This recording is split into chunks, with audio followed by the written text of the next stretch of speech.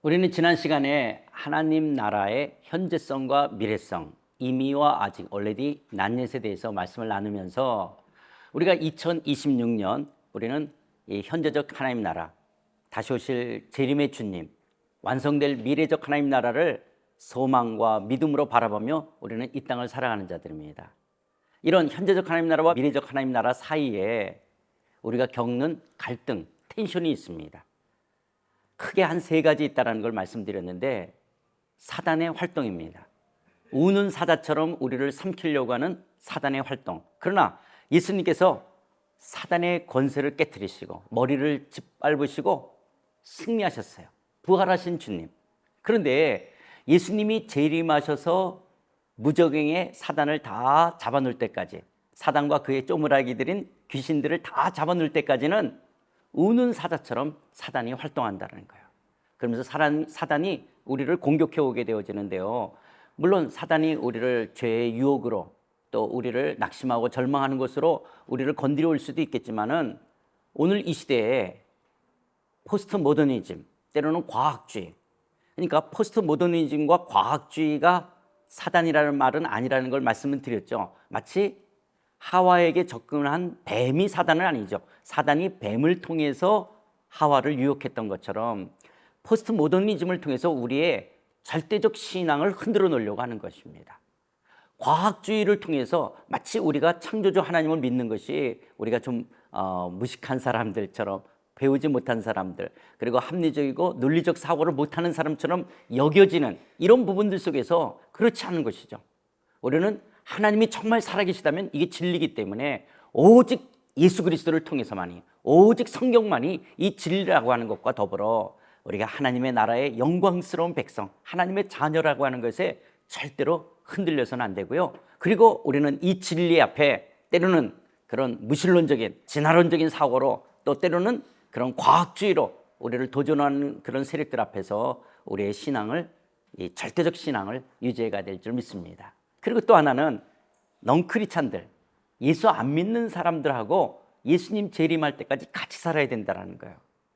근데 우리는 하나님을 우리의 삶에 힘이 되시고 능력이 되시고 우리의 모든 것 되시는 분으로 하나님을 의뢰한다면, 하나님 나라의 백성이 아닌 세상 나라의 사람들은 그 하나님의 위치에 결국은 돈이라는 것을 쥐고 있는 거예요. 물론 그 돈 뒤에, 만몬 뒤에는 사단이 모든 사람으로 돈으로 지배하려고 하는 것들이죠.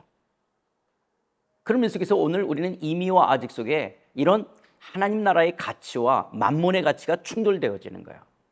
그러다 보니까 오늘 우리들도 자꾸 이 돈이라고 하는 것에 연약하고 넘어지고 쓰러지고 시험받고 유혹을 받고, 우리도 뭔가 욕심을 내기도 하고 때로는 탐심과 그런 야심을 갖기도 하는 이런 죄를 짓기도 하게 되어지는 것이죠. 그런데 이런 만몬의 가치와의 충돌, 여기서 우리가 하나님 나라의 백성인데 내가 스펙이 좀 떨어진다고, 또 돈이, 연봉이 적다라고, 외모가 좀 그렇지 않다라고, 이 세상 나라의 가치의 그 판단 기준으로 하나님 나라 백성들이 열등감을 느끼고 내 인생은 실패한 것 같고 내 인생은 불행하다라고 여긴다면 하나님께서 얼마나 슬퍼하시겠어요.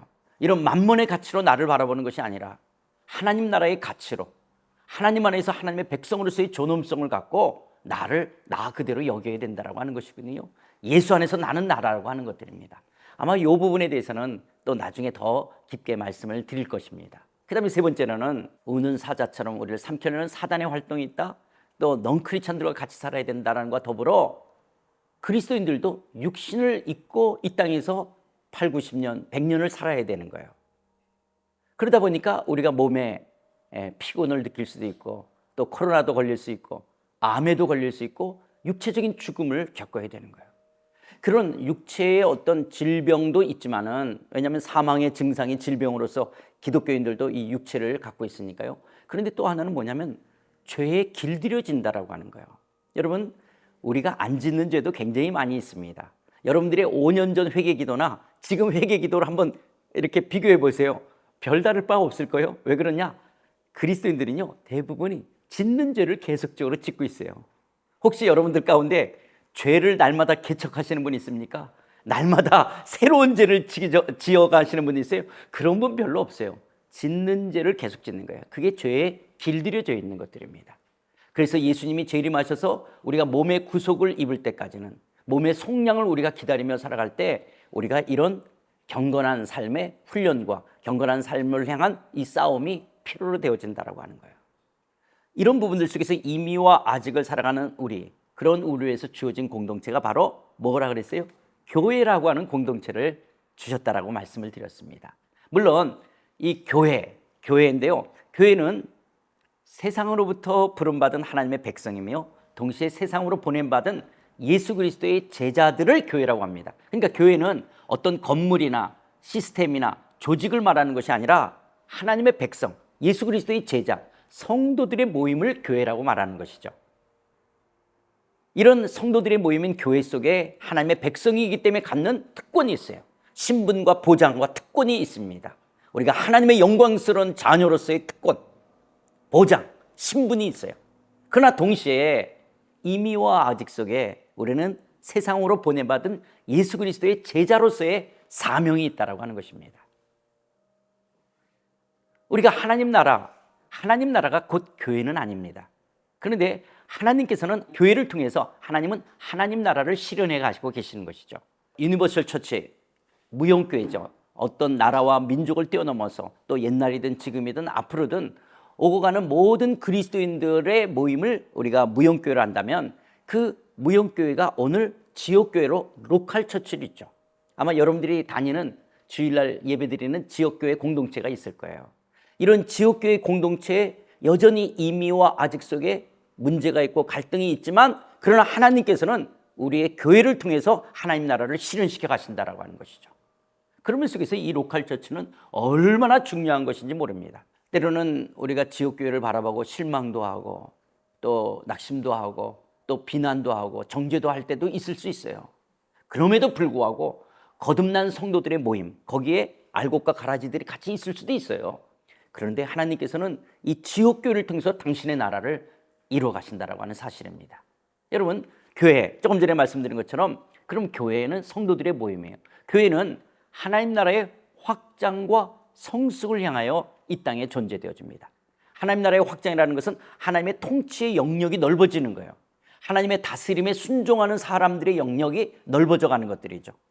그리고 그 하나님 나라가 성숙한다는 것은 하나님의 다스림의 순종의 깊이를 이야기하는 것이죠. 그 하나님의 통치가 자유롭게 드러나는 그 하나님의 나라의 성숙을 이야기하는 것이죠.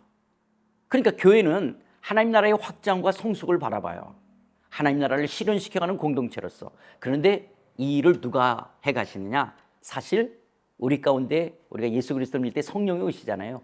교회 안에 성령께서 이 일을 이루어 가시는 것이죠. 성령께서 교회를 통하여 하나님 나라의 확장과 성숙을 이루어 가시는 거예요. 그런데 성령님께서 직접 운행하시고 역사하지만 성령께서 누구를 통해서 하나님 나라의 확장과 성숙을 이루어가느냐? 교회의 일꾼을 세우셔서 성도들 가운데 교회의 일꾼, 그런 성숙한 그리스도인들, 헌신된 일꾼들을 통해서 하나님은 당신의 나라를 이루어 가십니다. 이런 하나님 나라를 확장하고 성숙시켜 가시는데 교회 일꾼으로 1차적으로 하나님은 에베소 4장에 보면 교회에 목사를 세우셨다라고 말씀하고 있죠. 목사와 교사를 두셨다라고 말씀하고 있습니다. 그러면 이 교회는 성도들의 모임이라고 그러지 않습니까? 그러면 우리가 거듭난 성도들, 하나님 나라의 백성, 우리 개인의 신앙의 목표는 뭐냐? 하나님 나라의 백성다운 성숙한 삶을 살아가는데 크리스찬들의 신앙의 목표가 있는 거예요. 자, 성도들의 모임은, 교회는 하나님 나라의 확장과 성숙을 바라본다. 그런데 이 일을 누가 이루어가요? 성령님이. 누구를 통해서? 교회 일꾼인 목사를 통해서. 그렇다면 성도들 개개인들은 우리의 신앙의 목표가 어디냐? 하나님 나라 백성다운 삶을 산다라고 하는 거예요. 그 백성다운 삶을 살도록 누가 우리 가운데 역사하시냐? 성령님이 역사하시는 거예요. 그런데 성령이 누구를 통해서? 세우신 교회 일꾼을 통해서 하나님 나라의 백성다운 삶을 살아가도록 우리를 섬기고 돕죠.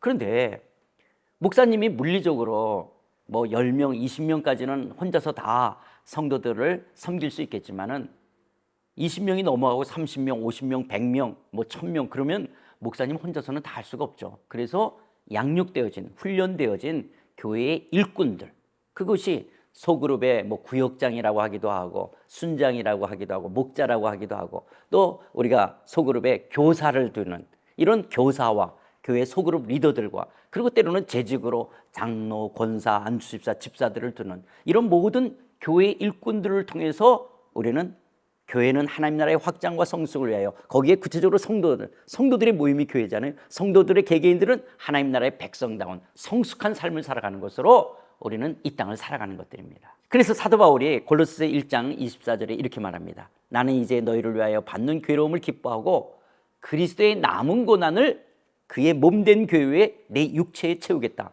여러분, 그리스도의 남은 고난이 뭐죠? 예수님이 십자가에서 죽으셨습니까? 기절하셨습니까? 죽었어요. 다 이루었다라고 말씀하시면서 죽으셨어요. 그런데 그리스도의 남은 고난이 뭘까요? 사도 바울이 그리스도의 남은 고난을 그의 몸된 교회를 위하여 내 육체에 채우겠다라고 말하잖아요. 그러면서 내가 교회의 일꾼이 되어졌다.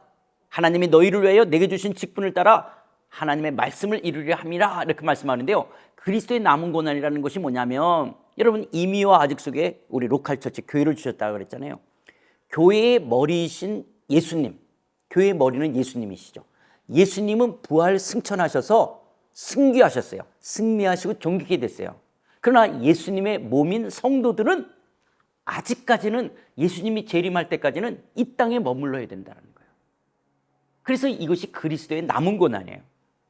교회의 머리이신 예수님은 승귀하셨지만 교회의 몸, 예수님의 몸인 성도들은 아직까지 이미와 아직 속에 예수님이 재림하시고 미래적 하나님 나라가 완성될 때까지는 이 땅에 두 발을 딛고 살아가야 되는 거거든요. 이게 그리스도의 남은 고난이에요. 그래서 사도 바울은 이런 그리스도의 남은 고난을 예수님의 몸된 교회를 위하여 자기 육체에 채워서 내가 교회의 일꾼이 되어 성도들을 섬기겠다, 성도를 섬겨가겠다라는 거예요. 각 사람을 권하고 각 사람을 가르쳐서 각 사람을 그리스도 안에서 온전한 자로 세워가는 이 일 앞에 내 속에서 역사하시는 성령을 따라 힘을 다하여 수고하겠다. 교회 일꾼으로 성도들을 섬기는 것을 이야기하는 것이 그리스도의 남은 고난이라고 이야기하는 거예요. 그러니까 교회를 아까도 이야기했듯이 하나님은 누구를 세우셨어요? 목사와 교사를 두셨대요. 그래서 여러분, 목사는 뭐 하는 사람이냐? 목사와 교사를 쓰니 이는 성도를 온전케 하여 봉사의 일을 한다. 온전케 하며 봉사, 이게 봉사라는 게요, 뭐 주보도 나눠주고 또 교회 식당에서도 일을 하고 이런 거 할 수 있는데 사실은 미니스트리, 사역을 하도록 하여 그리스도의 몸을 세워가는 것들이에요. 근데 여러분, 지금 목사와 교사로 삼으셨으니 이는 성도를 온전케 한다 그랬죠. 근데 너무 재밌는 건요, 디모데후서 3장 16, 17절에 보면 우리에게 성경을 주신 목적을 이야기하면서 이렇게 말해요. 이는 하나님의 사람으로 뭐예요? 온전케 하며 모든 선한 일을 행할 능력을 갖추게 합니다. 그러니까 여러분, 목사를 주신 이유나 성경을 주신 이유가 같아요. 목사와 교사를 둬서 성도들로 하여금 온전케 하며 봉사의 일을 하게 한다고 이야기했죠. 여기도 말해요. 하나님의 사람으로 온전케 하는 거예요. 그래서 선한 일을 행하던. 그러니까 목사와 교회에 일꾼된 사람들이, 그런 교사들이 말씀을 갖고, 하나님의 말씀을 갖고 성도를 온전케 하는 사역을 하는 것이죠. 그래서 여러분, 오늘 지역교회 가운데 이런 목사와 교회 일꾼들이 말씀으로 양육하고 훈련하고 말씀으로 세워가는 역할은 너무너무 중요한 것이죠. 그래서 사도 바울이 내 속에서 역사하시는 성령을 따라 이 일을 힘을 다하여 수고하겠다. 각 사람을 가르치면 각 사람을 그리스도 안에서 완전한 자로 세우게 합니다. 그래서 하나님 나라 백성답도록 살아가도록 돕는 분들, 그것이 사도 바울이 그리스도 안에서 완전한 자로 세우겠다. 이것이 목사와 교사가, 우리 교회가 해야 될 역할 중에 하나고, 교회 일꾼들은 우리 안에 역사하시는 성령을 따라 힘을 다하여 수고하는 자들이죠.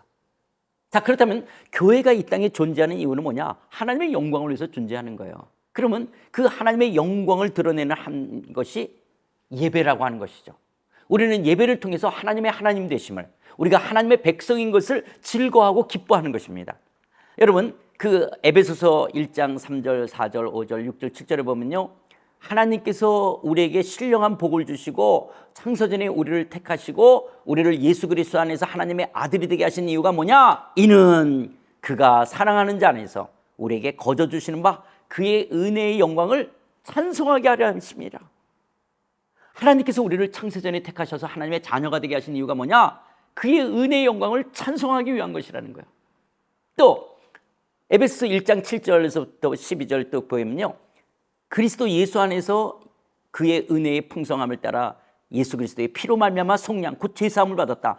예수님이 왜 나 같은 죄인을 위해서 피 흘려 죽으시고 나를 구원하셨냐? 이는 우리가 그리스도 안에서 전에서부터 바라던 그의 영광의 찬송이 되게 하려 하십니다. 예수님의 이 구속의 은총을 찬송하기 위해서 그의 피로 말미암아 우리를 속량하셨다고 말하는 거예요. 또 13절 14절에서는 약속의 성령으로 인치심을 받았으니 왜 우리를 성령으로 인치셨냐? 이는 우리의 기업의 보증이 되사 그 얻으신 것을 속량하시고 그의 영광을 찬송하게 하려 하십니다. 그러니까 여러분, 성부 하나님이 하나님의 구원을 계획하시고, 성자 예수님 하나님이 구원을 성취하시고, 성령 하나님이 구원을 적용하시면서 우리를 구속하신 이 은혜는 뭐냐? 하나님의 하나님 되심을 찬송하는 거예요. 그래서 여러분, 우리가 미래적 하나님 나라가에서도 하나님을 영원히 찬양하겠지만 이 현재적 하나님 나라 속에서 우리가 주일날 믿음의 공동체들이 같이 모여서 하나님의 하나님 되심을 노래하고 즐거워하는 것, 이걸 예배라고 하는 것이죠. 그래서 그 예배를 수종드는 사람들이 있는데 우리 모두가 다 예배자로 서는 것이죠. 그래서 여러분, 예배의 형태의 그 어떤 것보다 더 중요한 것은 우리 모두가 예배자로서 하나님을 높인다라고 하는 거예요. 하나님의 하나님 되심을 선포하며 그의 백성인 것을 우리가 즐거워하는 것, 그것을 예배라고 하는 거예요. 시편 기자도 여호와께서 그의 보좌를 하늘에 세우시니 그의 왕권으로 만유를 다스리시도다. 그 만유를 다스리시는 그 하나님은 여호와의 지으심을 받고 그가 다스리시는 모든 곳에 있는 너희여 여호와를 송축하라. 그래서 우리가 현재적 하나님 나라든 미래적 하나님 나라든 우리는 영원히 여호와 하나님을 찬양하는, 송축하는 예배자로 쓰게 될 줄 믿습니다. 또 교회가 존재하는 이유가 아까 예배라고 그런다면 또 하나는 양육이라는 거예요. 그럼 양육은 뭐냐? 여러분, 임의와 아직 속에 살아가면서 우리의 신앙의 문제를, 우리의 어떤 텐션, 긴장을 주는 것들이 뭐라고 그랬어요? 이런 거짓의 아비인 사단, 그 다음에 우리의 이 넌크리스찬들과 같이 살아야 되고 육체의 연약함이 있기 때문에 이런 포스트 모더니즘, 과학주의, 또 만모니즘, 실용주의, 또 자기중심주의, 이런 쾌락주의, 이런 것들이 오늘 우리의 신앙의 본질을 흔들기도 하고 우리가 하나님 나라의 백성이라고 하는 우리의 신분을 흔들어 놓는 거예요. 그래서 우리가 하나님 나라 백성으로 살아가야 되는데 자꾸 세상 나라 사람들처럼 우리가 죄를 짓고 미혹되기도 하고 또 그들처럼 이 땅의 것들이 연연하며 살아갈 수 있는 그런 연약함들이 우리가 있는 거예요. 그러면서 하나님이 없는 이 세상의 이 잘못된 인간 사회의 어떤 메커니즘이나 시스템이나 이런 것들, 그러면서 자연환경을 파괴하는 것들 속에 우리는 말씀의 양육을 받은 그리스도인들이 우리의 삶의 현장에 들어가 하나님 나라의 가치를 선포하며 개혁하고 회복시켜가는 것, 이것이 현재적 하나님 나라 속에서 그리스도인들의 굉장히 중요한 사명이죠. 그래서 우리가 교회에서 말씀의 양육과 훈련을 받으며 이 진리를 갖고 우리의 일터인 정치, 경제, 문화, 예술, 교육, 과학, 언론, 미디어, 스포츠, 이 여러 영역에 들어가 하나님 나라의 가치로, 이 세상 나라의 가치를 하나님 나라의 가치로 개혁하고 회복해야 될 사명이 또한 우리에게 주어지는 거예요. 그러기 위해서는 우리가 말씀으로 훈련되고 무장되어야 되는 것이죠. 이 일을 하는 사람들을 교회 일꾼이라고 말하는 거예요. 여러분, 이렇게 말씀으로 양육되고 훈련되지 않으면요, 때로는 우리가 그리스도인들, 하나님 나라 백성이라고 그러지만 무늬만, 모양만 있게 되어져요. 그래서 여러분, 노아 홍수 때 뭐야? 하나님의 아들, 딸들이 세상의 딸들과 시집가고 장가했다, 결혼했다라는 것이 아니라 하나님의 아들의 정체성을 잃어버렸던 거예요. 그러면 하나님의 아들들이 이 땅에 있어야 될 이유가 없는 거예요. 하나님을 예배해야 될 공동체가 가이나의 문화에 그 세상의 아들, 딸들과 그 딸들을 사랑하면서 시집가고 장가했다, 정체성을 잃어버린 그것이 노아 홍수예요. 그 심판을 받게 된 거예요. 이스라엘 사람들은 하나님의 나라의 이상적인 국가로서 하나님의 나라의 모형으로 이스라엘 백성다운 정체성을 유지해야 되는데 가나안의 종교와 문화와 동화되고 혼합되고 섞이게 되어요. 그 정체성을 잃어버리다 결국 아수르와 바벨론의 심판을 받게 되지 않습니까? 멸망을 당하게 되는 것처럼 하나님 나라의 백성은 이 시대에 이 땅을 살면서 만몬, 이 세상 나라와 혼합되고 동화되고 섞여서는 안 돼요. 하나님 나라의 백성이라고 하는 이 아이덴티티를 잃어버려서는 안 되는 것들이죠. 그래서 우리는 교회 예배와 더불어 하나님의 말씀의 양육과 훈련을 받는다는 게 얼마나 중요한 것인지 모릅니다. 여러분, 왜 교회에 예배 시간에 제일 많이 활용되는 게 뭐예요? 그래요, 설교 듣는 시간이잖아요. 말씀의 양육과 훈련의 한 부분이 되는 거예요.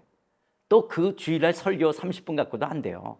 우리가 계속 개인적으로나 교회 공동체로 말씀의 양육과 훈련을 받는 것은 너무너무 중요합니다. 왜냐하면 우리가 하나님 나라의 백성으로서의 이 정체성을 잃어버려서는 안 되기 때문에 그러고요. 세상 나라와 우리가 담대하게 당당하게 세워지기 위해서 그렇다는 거예요. 그 다음에 또 교회가 존재하는 이유가 뭐냐, 이런 예배 양육도 있고요. 또 뭐냐, 증거라는 것은 뭐냐, 이미와 아직 속의 교회는 하나님 나라의 복음을 땅끝까지 증거해야 되는 거예요. 예수님이 재림할 때까지 이 하나님 나라의 복음은 열방 가운데 증거되어야 되는 거예요. 그래서 여러분, 교회는요, 존재론적으로 전도, 선교일 수밖에 없어요. 이 말이 무슨 말이냐면, 예수님은 부활하셨습니다. 이게 거듭난 사람들의 고백이죠. 여러분, 거듭난 구원받은 사람들은 다 예수님은 살아계시다라고 고백하는 거예요. 살아계신 예수님을 내 마음의 구주와 주님으로, 내 마음의 왕으로 모셔드리는 자들이에요. 그러면 예수님이 살아계시다라고 말하는 것이 전도 선교인 거예요. 그래서 교회는 존재론적으로 선교일 수밖에 없는 것들입니다. 전도와 선교를 통해서 하나님 나라가 실현되어지는데요, 우리가 예배도 사실은 선교고요, 교육도 선교고요, 봉사도 선교고, 교회는 모든 게 다 선교예요. 심지어 여러분 지역교회 가면 예배당 건물이 있잖아요. 그 건물도 존재론적으로 우리가 교회가 선교라는 것처럼, 여러분 지나가는 사람이, 예수 안 믿는 사람들이 교회를 바라보면서 뭐라고 말하냐, 저 사람들은요, 그 예배당 건물을 보고 말하는 거죠. 저 사람들은 예수님이 살았다라고 말하는 사람들이에요. 이게 선교인 거예요. 말하자면 건물서부터, 하여튼 교회는 모든 것이 존재론적으로 선교, 전도일 수밖에 없다라고 하는 거예요.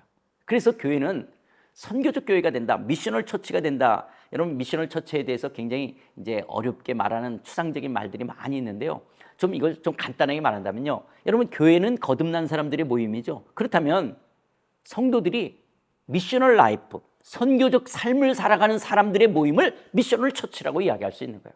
그러니까 교회가 미셔널 처치가 된다는 것은 우리 교회 성도들이 얼마만큼 삶의 현장, 가정과 일터 속에서 선교적 삶을 사냐라는 거예요. 선교라고 하는 어떤 프로젝트를 많이 하냐, 단기 선교라고 하는 프로젝트를 많이 하냐를 물어보는 것이 아니라, 예수 그리스도가 부활하셨다는 것을 내 삶을 통하여, 나의 노동과 일을 통하여, 가정과 일터 속에서 얼마만큼 그리스도를 드러내는 미셔널 라이프, 선교적 삶을 살아가냐라는 거예요. 그런 미션 마인드를 갖고 그런 선교적 삶을 살아가는 사람들의 모임을 미셔널 처치라고 이야기하는 거거든요. 교회는 그리스도의 남은 고난을 그의 몸된 교회로 해요. 사도 바울이 자기 육체에 채워서 교회 일꾼이 됐다. 그러니까 교회 일꾼은 이런 예배와 말씀의 양육과 훈련과 선교, 전도, 이런 증거를 통해서 그리스도의 남은 고난에 동참하는 사람들을 우리는 교회 일꾼이라고 말하는 거예요. 그러니까 우리가 신앙이 성숙하면 성숙할수록 목사님만이 아니라 목사처럼, 목사와 함께, 여러분 교회 안에서 평신도와 목사가 더 높은 계급처럼 있고 평신은 나중에 절대 그런 거 아니잖아요. 만인지상이에요. 우리는 부르심의 역할과 위치가 다른 것뿐이지 우리는 똑같이 하나님의 부르심을 받았어요. 저는 목사로 부르심을 받았다면 여러분 평신도로서 일터의 부르심을 받은 사람들이에요. 그래서 모든 교회 일꾼들은 그리스도의 남은 고난에 동참하는 사람들이라는 거예요. 교회 일꾼이라는 것은 이미와 아직을 살아가는 하나님의 나라의 백성들을 섬기는 사람들을 교회 일꾼이라고 말하면서 그걸 목사다, 뭐 때로는 우리가 소그룹 리더다, 교사다 이렇게 표현하는 거예요. 그래서 교회 일꾼들은요, 이미와 아직을 살아가는 성도들을 완전한 자로, 온전한 자로 세워가는 것들이에요. 교회 일꾼들은 이런 것을 통해서 하나님의 나라를 실현시켜가는 공동체로 쓰임을 받는 거예요. 하늘에서 하나님의 뜻이 이루어지는 것처럼 우리의 지역교회를 통해서 하나님의 뜻이 이루어지며 하나님의 나라는 열방 가운데 확장되어져 갈 것이고 성숙되어져 갈 것이고 마침내 재림의 주님이 오시고 미래적 하나님 나라가 완성되어질 줄 믿습니다. 그래서 예수님께서 이렇게 말씀합니다. 내가 네게 이르노니 너는 베드로라. 내가 이 반석 위에 내 교회를, 마이 처치, 예수님의 교회를 세우리니 음부의 권세가 이기지 못하리라. 아멘. 하나님의 나라는 주의 교회를, 하나님의 교회, 예수님의 교회를 세워가는 것이죠. 세워가는 거예요. 그래서 교회, 이 지역교회 여전히 미약함이 있고 부족함이 있고 좀 흠이 있어요. 왜냐하면 거듭나지 않은 사람과 또 거듭났다 할지라도 아직도 우리의 미성숙함이 있지만, 그래서 문제가 있다 할지라도 여전히 하나님께서는 이 지역교회를 통해서 당신의 나라를 이루어 가신다라고 하고요. 그리고 그 당신의 나라를 위해 헌신해야 될 지역교회 일꾼들을 통하여 하나님 나라는 확장되어져 간다라고 하는 것입니다. 우리는 다시 오실 재림의 주님, 이 주님을 믿는다면 우리는 이 땅에서 이미와 아직 속에 그리스도인들은 이 땅에 두 발을 딛고 살지만 이 땅에 속한 자들이 아니라 하늘에 속한 자들이요, 비록 육신을 입고 살지만 육으로 사는 자들이 아니라 하나님의 영으로 산다라고 하는 이 크리스천의 정체성을 잃어버리지 아니하고 이 땅에서 힘있게 살아가시는 저와 여러분들이 되시기를 주님의 이름으로 축원드립니다.